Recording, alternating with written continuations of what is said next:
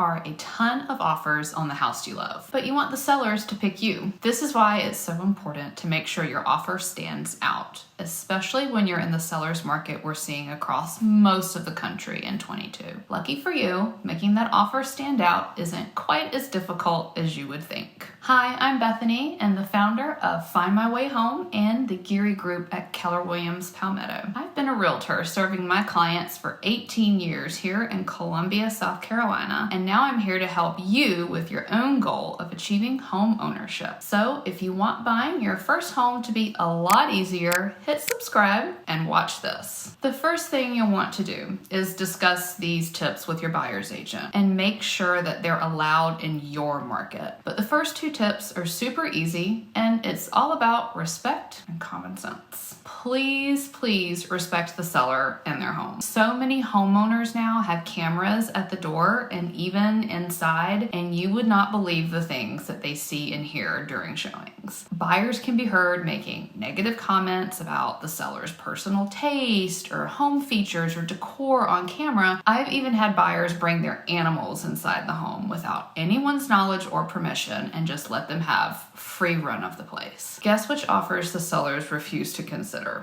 Yep, that one. Get your paperwork right and get it right the first time. You'll want to make sure that you and your agent are submitting your offer with all of your supporting documents, and you want to submit it in a timely manner without error and all at the same time. Please don't be sending things piecemeal to the agent for the seller to consider. Your job is to make it easy for the seller to say yes to you. So make sure you give them what they need to do that. You would be shocked at what I see when I represent sellers. Some of the offers that come through have no pre-approval, they're full of errors, and they're sent in multiple emails with little pieces of information needed in each one, and agents hate this. Sellers want to work with agents and buyers that have their act together and that are going to give them a great experience. Remember to dot every I and cross every T before you send that offer over. Give the seller what they want and need. Be sure that you have your agent contact the listing agent and find out if there are any details about the sale that are extremely important to the seller. Does the seller need you to be flexible on the closing date? This is a great example, especially in the market that we are in right now where it's easy to sell a home, but then the seller turns into a buyer and they have to go through the same woes as you,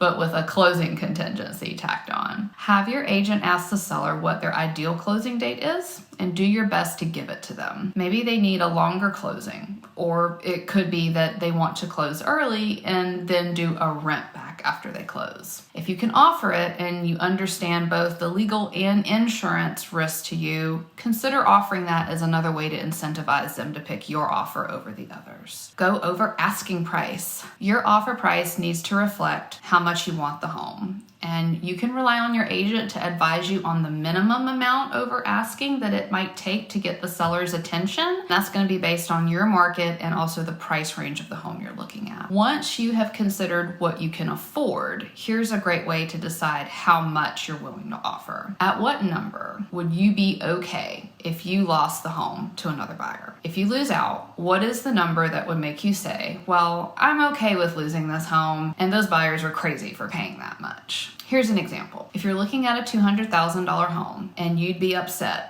if you lost the home to someone that paid $210,000, then you should be offering at or just above $210,000. Underwrite your file ahead of time. Some lenders will go ahead and take all your information prior to you finding the home and move you through the underwriting process. This is a great way to set yourself apart from other competing offers that are getting financed because you can show the seller that your lender's underwriters have already fully vetted your personal financial situation. You've moved through one of the biggest hurdles of the mortgage loan process, and that allows you to be a stronger buying candidate. Don't ask for things, especially if they're not really important. When it comes to your offer, there is a lot more to consider than just the numbers of your offer price. You could ask the seller for something that costs them money that you're not really taking into account, or even worse, something that's gonna cost them time or give them a headache. Some examples would be maybe asking them to hire professional cleaners to do a deep clean before closing, or maybe having the carpet steam cleaned, removing a hot tub that you don't want.